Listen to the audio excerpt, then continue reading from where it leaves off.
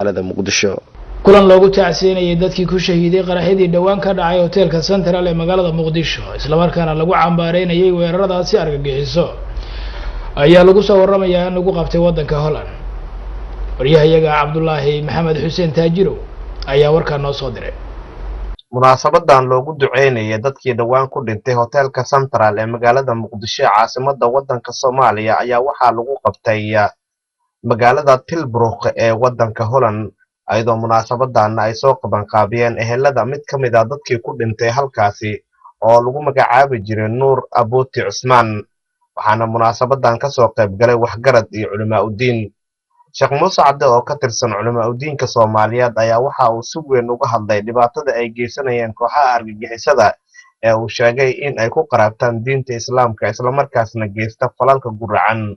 waxaana uu sheegay Sheekh Muuse Cabdi in loo baahan yahay in kooxahaasi meel looga soo jeesto si markaasi la isaga dhiciyo. dadkii muslimiinta ahayo walaalahayna ahayo ahalka ahay oo hadda hoteelka ugu dambeeyay ay ku qarxiyeen dad aan diinta Islaamka wax dariiqeeda haba yaraatee raada ay ku leeyihiin aysan jirin. afkiisa waxay ka sheeganayaan iyo diinkoodu waa kala labo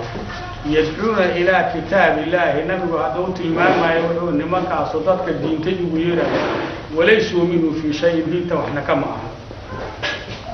yaqtuluuna ahla alislaami muslimkay dilayaan wayadcuuna ahla alawfaani gaalada sanamka caabudana ma dilaan waa ka tagaan. sidoo kale munaasabadan ayaa waxaa ka hadlay iyo weliba Xasan Nuur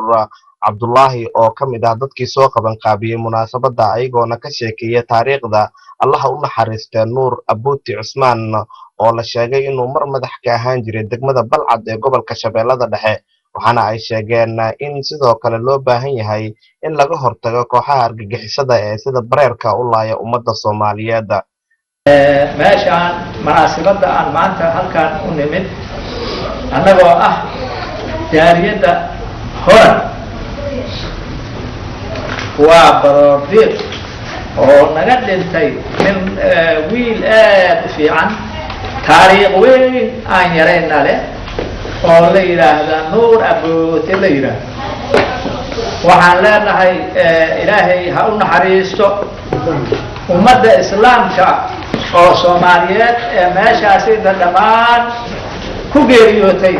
waa u duceeynaa ayagana ilaahay sidaasada iyo si lamida ilaahay ha u naxariisto. meeshaan waxaan isugu imaanay waxaan dhihi karnaa masiibo qaran aan dhihi karnaa arrintii ka dhacday hotel Central ee magaalada Muqdisho 20 bishii aan hadda oo Febraayo waxaa meeshaas ku dhintay dad aad u tiro badan oo mas'uuliyiin waaweyn oo dawladda ka mid ahay. tacsiidaan gaarka waxaan u dhignay nin walaalkeena oo la yiraahdo Nuur Abuuti Cusmaan oo ahaa jiray gudoomiye ku-xigeenkii hore ee degmada Balcad ahna nin aad u naxariis badan oo aad u karti badan gobolka Shabeellada Hoose Shabeellada Dhexena wax badan ka soo shaqeeyay in la yaqaano. wuxuu ku dhashay Nuur Abuuti haddii aan taariikhdiisa wax yar aan ka taabto magaalada Balcad uu ku dhashay dugsigiisii quraanka magaalada Balcad uu ku bartay dugsi hoose iyo dugsi dhexe wuxuu uga baxay degmada Balcad dugsi sare wuxuu uga baxay magaalada Muqdisho haddana markii uu dhimanayay asiga oo ku jiro shaqaynta dadweynaha ayuu geeriyooday. Cabdullaahi Maxamed Xuseen Taajiro warbaahinta qaranka magaalada Tilburg wadanka Holland.